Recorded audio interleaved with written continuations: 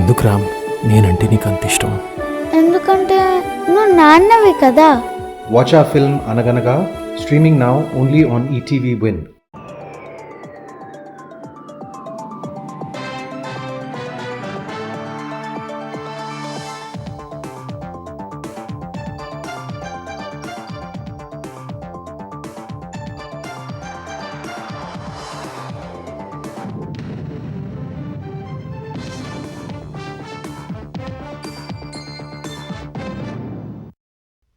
నమస్కారం, ETV news కు స్వాగతం. ముఖ్యాంశాలు: ప్రపంచంలో 4వ అతిపెద్ద ఆర్థిక వ్యవస్థగా భారత్, ప్రధాని మోదీ దార్శనికత ఫలితమేనని ప్రశంసించిన ఎన్డీఏ నాయకులు.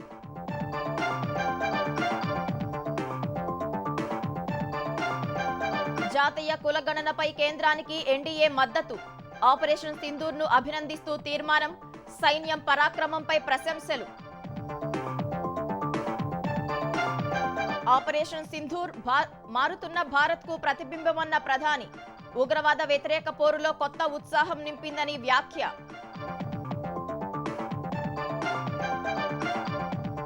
మన్ కీ బాత్ లో యోగాంధ్ర, సంగారెడ్డి డ్రోన్ దీదీల ప్రస్తావన, ఇతర రాష్ట్రాలు స్ఫూర్తిగా తీసుకోవాలని ప్రధాని పిలుపు.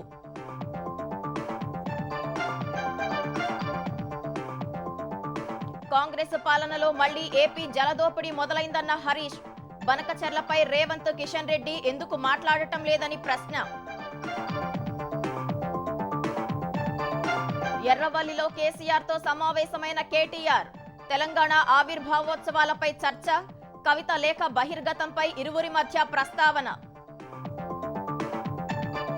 గుండ్లపాడు జంట హత్యల కేసులో పిన్నెల్లి సోదరులపై కేసు, వైసీపీ నేతల హస్తంపై ఆరోపణలతో నమోదు చేసిన పోలీసులు. సినీ పరిశ్రమపై పవన్ వ్యాఖ్యలకు అల్లు అరవింద్ సమర్థన, థియేటర్ల మూసివేత నిర్ణయం దుస్సాహసమేనని స్పష్టీకరణ.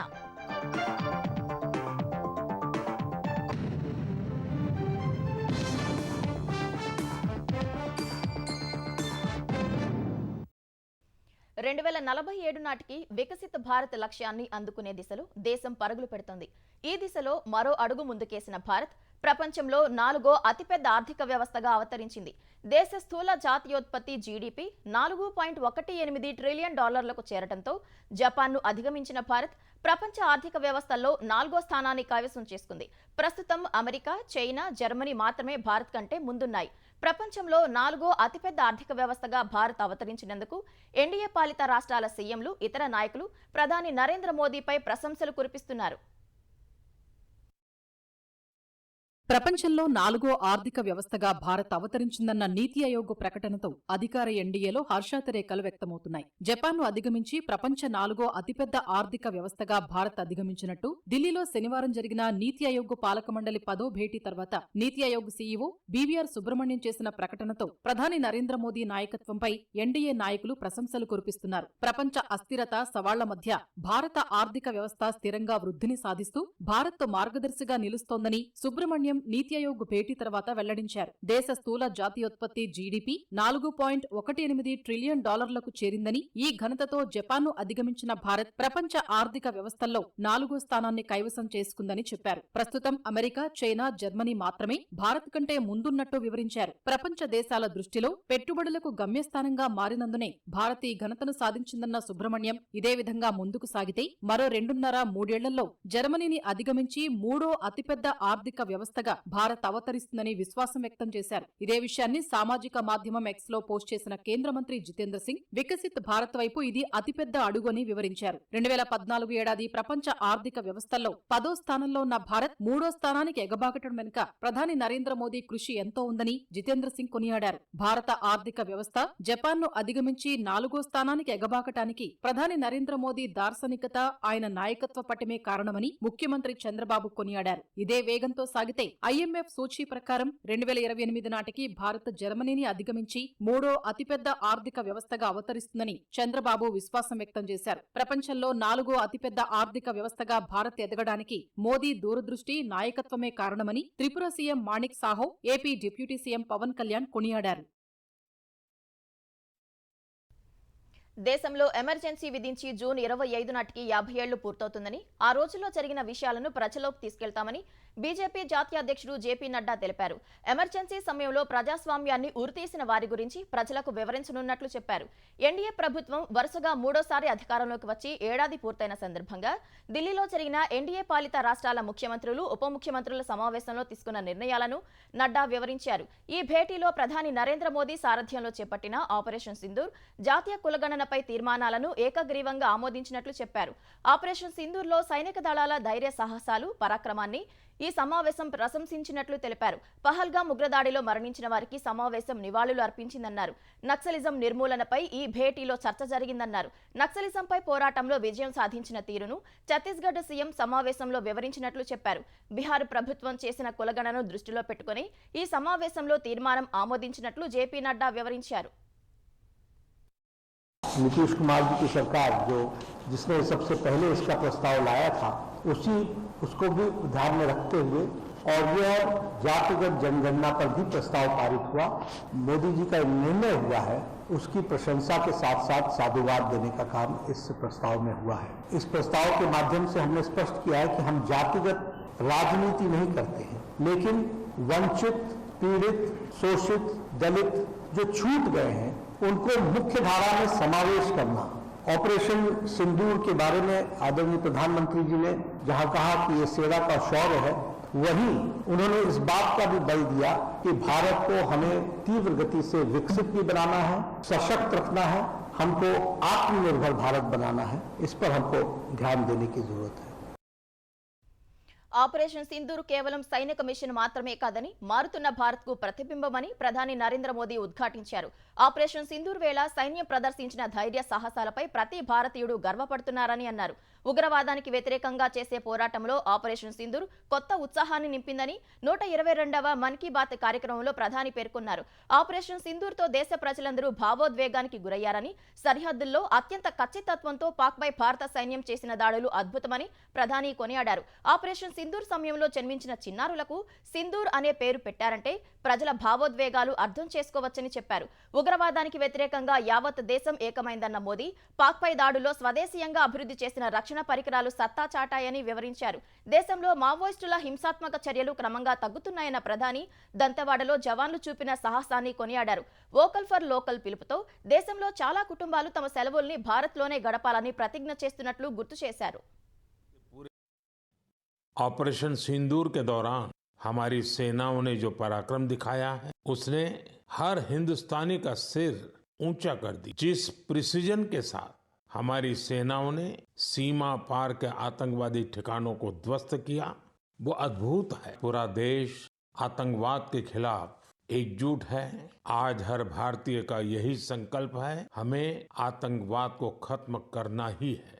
हम अपने जीवन में जहां भी संभव हो देश में बनी चीजों को प्राथमिकता देंगे। यह सिर्फ आर्थिक आत्मनिर्भरता की बात नहीं है, यह राष्ट्र के निर्माण में भागीदारी का भाव है। ఇదే సమయంలో సంగారెడ్డి జిల్లా మహిళలు డ్రోన్లతో వ్యవసాయం చేయడాన్ని మన్ కీ బాత్ లో ప్రత్యేకంగా పేర్కొన్న ప్రధాని, డ్రోన్ దీదీలు తెలంగాణలో వ్యవసాయ రంగంలో మార్పునకు ప్రతీకలని చెప్పారు. వ్యవసాయంలో డ్రోన్ల వాడకంతో సమయం, డబ్బు ఆదా అవుతుందన్న మోదీ, సంగారెడ్డి మహిళలను ఇతర ప్రాంతాల మహిళలు స్ఫూర్తిగా తీసుకోవాలని సూచించారు. వ్యవసాయంలో పొదుపు సహా డ్రోన్ల వినియోగంతో మహిళలకు ఉపాధి లభిస్తోందని చెప్పారు. ఇది సాగులో కూలీల కొరత తీరుస్తుందన్నారు. अब गांव की महिलाएं ड्रोन दीदी बनकर ड्रोन उड़ा रही हैं और उससे खेती में नई क्रांति ला रही है। साथियों, तेलंगाना के संगारेड्डी जिले में कुछ समय पहले तक जिन महिलाओं को दूसरों पर निर्भर रहना पड़ता था, आज वही महिलाएं ड्रोन से 50 एकड़ जमीन पर दवा के छिड़काव का काम पूरा कर रही है। साथियों, गांव वालों ने भी इस परिवर्तन को दिल से स्वीकार किया। अब ये महिलाएं ड्रोन ऑपरेटर नहीं, स्काई वॉरियर्स के नाम से जानी जाती। ये महिलाएं हमें बता रही हैं, बदलाव तब आता है जब तकनीक और संकल्प एक साथ चलते हैं। మన్ కీ బాత్లో ఈ నెల 21న విశాఖపట్నంలో నిర్వహించే యోగా దినోత్సవాన్ని ప్రస్తావించిన ప్రధాని నరేంద్ర మోదీ అందులో పాల్గొనబోతున్నందుకు సంతోషంగా ఉందన్నారు. ప్రకృతి సౌందర్యానికి ప్రసిద్ధిగాంచిన విశాఖలో యోగా చేయటం గొప్ప అనుభూతిని ఇస్తుందని విశ్వాసం వ్యక్తం చేశారు. ఈసారి ఏపీ సర్కార్ యోగా ఆంధ్ర అనే ప్రత్యేక ప్రచారాన్ని ప్రారంభించిందన్న మోదీ ప్రజలందరికీ యోగా ప్రాధాన్యం తెలపటం, ప్రతి గ్రామానికి పాఠశాలకు యోగా సాధన పరిచయం చేస్తున్నారని చెప్పారు. ఈ ఉద్యమంలో 10 లక్షల మందికి పైగా యోగా అభ్యాసకులు పాల్గొనబోతున్నారని మోదీ వివరించారు. आंध्र प्रदेश की सरकार ने योग आंध्र अभियान शुरू किया। इसका उद्देश्य पूरे राज्य में योग संस्कृति को विकसित करना। इस अभियान के तहत योग करने वाले 10 लाख लोगों का एक पूल बनाया जा रहा है। मुझे इस वर्ष विशाखापत्तनम में योग दिवस कार्यक्रम में शामिल होने का अवसर मिले। मुझे जानकर अच्छा लगा कि इस बार भी हमारे युवा साथी देश की विरासत से जुड़ी आइकॉनिक प्लेसेस पर योग करने वाले। कई युवाओं ने नए रिकॉर्ड बनाने और योग चेन का हिस्सा बनने का संकल्प लिया। हमारे कॉर्पोरेट भी ऑफिस में ही योग अभ्यास के लिए अलग स्थान तय कर दिया। कुछ स्टार्टअप्स ने अपने ऑफिस योग अवर्स तय कर दिए। ऐसे भी लोग हैं जो गांवों में जाकर योग सिखाने की तैयारी कर रहे हैं। हेल्थ और फिटनेस को लेकर लोगों की ये जागरूकता मुझे बहुत आनंद देती है। మన్ కీ బాత్లో యోగాంధ్ర 2025ను ప్రస్తావించినందుకు ముఖ్యమంత్రి చంద్రబాబు ప్రధాని నరేంద్ర మోదీకి కృతజ్ఞతలు తెలిపారు. జూన్ 21 వరకు 100 పర్యాటక ప్రదేశాలు సహా ఏపీలో యోగా సెషన్లు నిర్వహిస్తున్నట్లు తెలిపారు. ఈ కార్యక్రమాల ద్వారా ప్రతి ఒక్కరూ దైనందిన జీవితంలో యోగాను అంతర్భాగం చేసుకోవాలనే పిలుపునిస్తున్నట్లు చంద్రబాబు వివరించారు. అటు యోగాంధ్ర నిర్వహణకు అన్ని ఏర్పాట్లు చేస్తున్నట్లు ఏపీ ఆరోగ్య శాఖ ప్రత్యేక ప్రధాన కార్యదర్శి కృష్ణబాబు తెలిపారు. ఒక్కో జిల్లాలో ఒకరోజు చొప్పున 26 జిల్లాల్లో కార్యక్రమాలు చేపడతామని చెప్పారు. ఇందులో పాల్గొనాలనుకునే వారు వెబ్సైట్ ద్వారా పేర్లు నమోదు చేసుకోవాలని సూచించారు. ఈ కార్యక్రమానికి కేంద్రం 5 లక్షల యోగా మ్యాట్లు, టీ-షర్టులు సరఫరా చేస్తుందని కృష్ణబాబు తెలిపారు. యోగా గురువులు, స్వచ్ఛంద సంస్థలు, యోగా అభిమానులు, క్రీడాకారులు అందరూ ఈ కార్యక్రమంలో పాల్గొనాలని కోరారు. సుమారు 2 కోట్ల మందిని రిజిస్ట్రేషన్ చేసి వాళ్ళకి ఒక 3 రోజులు ట్రైనింగ్ కార్యక్రమం ఏర్పాటు చేసి వాళ్ళు 21వ తారీఖున పార్టిసిపేట్ అంటే ఇంటర్నేషనల్ యోగా డేలో ఏ విలేజ్లో వాళ్ళు ఆ విలేజ్లోనే, ఏ వార్డులో వాళ్ళు ఆ వార్డులోనే, ఏ ఎడ్యుకేషనల్ ఇన్స్టిట్యూషన్ వాళ్ళు ఆ ఎడ్యుకేషనల్ ఇన్స్టిట్యూషన్లోనే పార్టిసిపేట్ చేయడానికి పెద్ద ఎత్తున ఏర్పాటు చేయడం జరుగుతోంది. ఎప్పటి నుంచి అయితే ఎడ్యుకేషనల్ ఇన్స్టిట్యూషన్ స్టార్ట్ అయ్యిందో అప్పటి నుంచి 45 days every day extra curricular activity కింద, అంటే ఆయుష్ డిపార్ట్మెంట్ ఇచ్చిన స్టాండర్డ్ ప్రోటోకాల్ ప్రకారం మనం యోగా కార్యక్రమం వాళ్ళని పార్టిసిపేట్ చేసి వాళ్ళని ట్రైన్ చేస్తాం. నలుగురి కబంధ హస్తాల్లోనే సినీ పరిశ్రమ ఉందంటున్నారని, ఆ నలుగురిలో తాను లేనని ప్రముఖ నిర్మాత అల్లు అరవింద్ స్పష్టం చేశారు. 1వ తారీఖు నుంచి థియేటర్లు మూసేస్తామన్న అంశంపై ఏపీ సినిమాటోగ్రఫీ మంత్రి వ్యాఖ్యలు సమంజసమే అని అభిప్రాయపడ్డారు. ఆంధ్రప్రదేశ్లో ప్రభుత్వం ఏర్పడ్డాక సినిమా పెద్దలు ఎవరూ వెళ్లి కలవకపోవటాన్ని తప్పుపట్టారు. థియేటర్లు మూసేస్తున్నామని ఏకపక్షంగా నిర్ణయం తీసుకుని చర్చలకు రమ్మని పిలవటం తనకు నచ్చలేదన్నారు. అందుకే చర్చలకు వెళ్లలేదన్నారు. ఈ అంశంలో ఏపీ ఉప ముఖ్యమంత్రి పవన్ కళ్యాణ్ బాధలో 100% న్యాయముందని అరవింద్ చెప్పారు. 2 రోజుల నుంచి ఆ నలుగురు అని వస్తుంది. బాబు, ఆ నలుగురికి నాకు సంబంధం లేదు, ఆ నలుగురిలో నేను లేను. ఏమంటే పవన్ కళ్యాణ్ సినిమా రిలీజ్ గా రాబోతుండగా మేము సినిమాలు మోస్తాము అనేది దుస్సాహసం చేయకూడదు. ఎందుకంటే మన ఇండస్ట్రీ నుంచి ఎవరు ఏది అడిగినా హెల్ప్ చేస్తున్న మనిషి ఆయన. నిన్న ఎవరో మాట్లాడుతూ మాది ప్రైవేట్ వ్యాపారం, ప్రభుత్వానికి సంబంధం ఏముంది, ప్రభుత్వానికి సంబంధం లేదు, నేను కరెక్ట్ గా చెప్పలేనది ఆ అర్థం వచ్చేటట్టు మాట్లాడారు. ఏమంటే ప్రభుత్వానికే సంబంధం లేకపోతే 2 సంవత్సరాల క్రితం పెద్ద వాళ్ళందరూ ఇక్కడ నుంచి కదిలిళ్ళి గత చీఫ్ మినిస్టర్ ఎందుకు కలిశారండి? ప్రభుత్వానికి సంబంధం లేకపోతే. ఎందుకు రామ్ నేనంటే నీకు అంత ఇష్టం? ఎందుకంటే నువ్వు నాన్నవి కదా. Watch our film Anaganaga, streaming now only on ETV Win. ఉమ్మడి రాష్ట్రంలో కొనసాగిన జలదోపిడీ కాంగ్రెస్ పాలనలో మళ్లీ మొదలైందని బీఆర్ఎస్ సీనియర్ నేత మాజీ మంత్రి హరీష్ రావు అన్నారు. గోదావరి బనకచెర్ల లింక్ ద్వారా శాశ్వతంగా గోదావరి జలాలను తరలించుకుపోయే కుట్ర జరుగుతోందని ఆరోపించారు. ఎలాంటి అనుమతులు లేకుండా నిబంధనలకు విరుద్ధంగా ఏపీ రాత్రికి రాత్రి టెండర్లు పిలిచి ముందుకెళ్తోందని తెలిపారు. గోదావరి బనకచెర్ల అంశంపై సీఎం రేవంత్ రెడ్డి, మంత్రి ఉత్తమ్ ఎందుకు మాట్లాడటం లేదని ప్రశ్నించారు. బీజేపీ నేతలు కూడా మాట్లాడటం లేదని, కేంద్ర మంత్రులు కిషన్ రెడ్డి, బండి సంజయ్కు బాధ్యత లేదా అని అడిగారు. ఏ అనుమతి లేకుండానే కేంద్ర ప్రభుత్వం 50% గ్రాంటుగా మరో 50% FRBMతో సంబంధం లేని రుణాన్ని ఆ ప్రాజెక్టుకు ఎలా మంజూరు చేస్తుందని నిలదీశారు.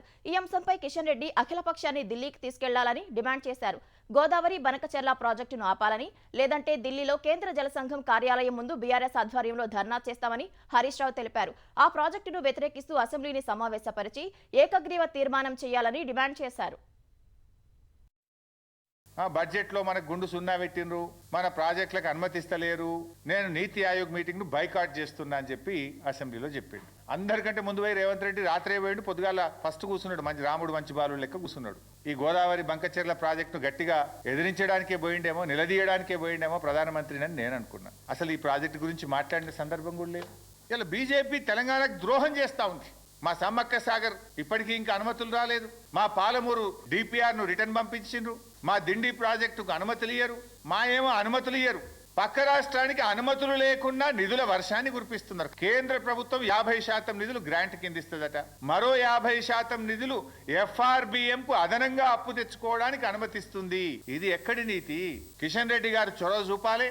అవసరమైతే మీరే ఆపండి, లేదంటే అఖిలపక్షాన్ని తీసుకుపోయినా సరే గోదావరి బనకచెర్ల ప్రాజెక్టును, అక్రమ ప్రాజెక్టును నిలిపాలి, ఆపివేయాలని చెప్పి నేను డిమాండ్ చేస్తా ఉన్నా. గోదావరి బనకచెర్ల ప్రాజెక్టుతో తెలంగాణకు ఒక్క నీటి చుక్క కూడా అన్యాయం జరగదని కేంద్ర మంత్రి బీజేపీ తెలంగాణ అధ్యక్షుడు కిషన్ రెడ్డి స్పష్టం చేశారు. ఇరు రాష్ట్రాలకు నీటి కేటాయింపులు ఉన్నాయని గుర్తు చేశారు. విభజన చట్టంలో ఉంది కాబట్టే పోలవరానికి జాతీయ హోదా ఇచ్చామని తెలిపారు. తెలంగాణలో బీజేపీ అధికారంలోకి రాబోతుందనే కారణంతోనే అన్ని రాజకీయ పార్టీల నేతలు బీజేపీని విమర్శిస్తున్నారని కిషన్ రెడ్డి వ్యాఖ్యానించారు. మన రాష్ట్రానికి ఎంత నీరు రావాలో, ఆంధ్రప్రదేశ్కి ఎంత నీరు పోవాలో చాలా స్పష్టంగా ఈ యొక్క నీటి వాటాలు ప్రభుత్వం గతంలోనే కేంద్ర ప్రభుత్వం గాని మన రెండు రాష్ట్రాలు కలిసి చర్చించుకుని నిర్ణయించుకున్నాము. ఒక నీటి చుక్క కూడా తెలంగాణకు అన్యాయం జరగదనే విషయాన్ని నేను స్పష్టంగా మనం చేస్తాం. రాష్ట్ర విభజన చట్టంలో జాతీయ హోదా ఇవ్వాలని, పోలవరం ప్రాజెక్టుకు ఇవ్వాలని, అంతేకాదు భద్రాచలంలో ఉన్నటువంటి 7 మండలాలు కూడా ఇవ్వాలని ఆ రోజు కాంగ్రెస్ పార్టీ ప్రభుత్వం చట్టంలో పొందుపరిచిన విషయం వాస్తవం కాదా? మరి ఆ రోజు సోనియా గాంధీతో గాని, సోనియా గాంధీ ఇంటికి వెళ్ళినప్పుడు గాని మరి ఆ రోజు ఎందుకు అడగలేదు? ఈ రోజు భారతీయ జనతా పార్టీ మేము ఎక్కడ కూడా జాతీయ హోదా ఎవరికి ఇవ్వలేదు. ఆ రోజు కాంగ్రెస్ పార్టీ చేసినటువంటి చట్టాన్ని గవర్నమెంట్ ఈజ్ కంటిన్యూషన్ ప్రాసెస్ కింద అమలు జరుగుతున్నది తప్ప తెలంగాణకి ఇస్తామని చెప్పో లేకపోతే ఇవ్వకుండా అడ్డుకోవడమో భారతీయ జనతా పార్టీ ఎక్కడ కూడా చేయలేదు. బీఆర్ఎస్ ఎమ్మెల్సీ కవిత లేఖ బయటకు రావడం, తదనంతర పరిణామాల మధ్య పార్టీ అధినేత కేసీఆర్ తో ఆ పార్టీ కార్యనిర్వాహక అధ్యక్షుడు కేటీఆర్ సమావేశం కావడం చర్చనీయాంశమైంది. ఈ మధ్యాహ్నం ఎర్రవల్లికి వెళ్లిన కేటీఆర్ తన తండ్రి కేసీఆర్ తో సమావేశమయ్యారు. తనపై కుట్ర జరుగుతోందని, దెయ్యాలు ఉన్నాయని, కోవట్టులను బయటకు పంపాలన్న కవిత వ్యాఖ్యల నేపథ్యంలో భేటీకి ప్రాధాన్యం సంతరించుకుంది. లేఖ బయటకు రావడం, కవిత చేసిన వ్యాఖ్యలు, తదనంతర పరిణామాలు, కాంగ్రెస్ బీజేపీ నేతలు చేస్తున్న విమర్శలపై ఇరువురి మధ్య చర్చ జరిగి ఉండొచ్చని పార్టీ వర్గాలు అంటున్నాయి. జూన్ 2న తెలంగాణ ఆవిర్భావ దినోత్సవ వేడుకల నిర్వహణపై కేసీఆర్, కేటీఆర్ భేటీలో చర్చించినట్లు తెలిసింది. కాళేశ్వరం కమిషన్ కేసీఆర్, హరీష్ కు నోటీసులు ఇచ్చిన అంశం కూడా ప్రస్తావనకు వచ్చినట్లు బీఆర్ఎస్ వర్గాల్లో చర్చ జరుగుతుంది. అటు పార్టీ రజతోత్సవం సందర్భంగా జూన్ 1న డల్లాస్ లో జరగనున్న సమావేశం, యూకేలో ఇతర కార్యక్రమాల్లో పాల్గొనేందుకు కేటీఆర్ ఈ నెల 28న విదేశీ పర్యటనకు వెళ్తున్నారు. ముఖ్యమంత్రి చంద్రబాబు తన సొంత నియోజకవర్గం కుప్పంలో నూతన గృహప్రవేశం చేశారు. కుప్పం నియోజకవర్గం శాంతిపురం మండలం శివపురం వద్ద కొత్తగా నిర్మించిన ఇంట్లో గృహప్రవేశం చేశారు. కుప్పంలో సొంతింటి గృహప్రవేశం తమకు ఎంతో సంతోషాన్నిచ్చిందని చంద్రబాబు, ఆయన సతీమణి భువనేశ్వరి, మంత్రి నారా లోకేష్ తెలిపారు.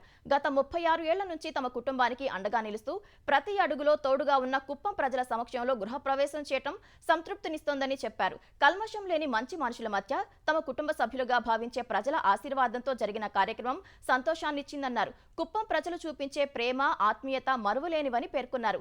ఇది తమ కుటుంబ పండుగ కాదని, అందరి పండుగని తెలిపిన చంద్రబాబు, కుప్పం నియోజకవర్గ ప్రజల దీవెనలు, ఆత్మీయత, అభిమానానికి శిరస్సు వంచి నమస్కరిస్తున్నట్లు తెలిపారు.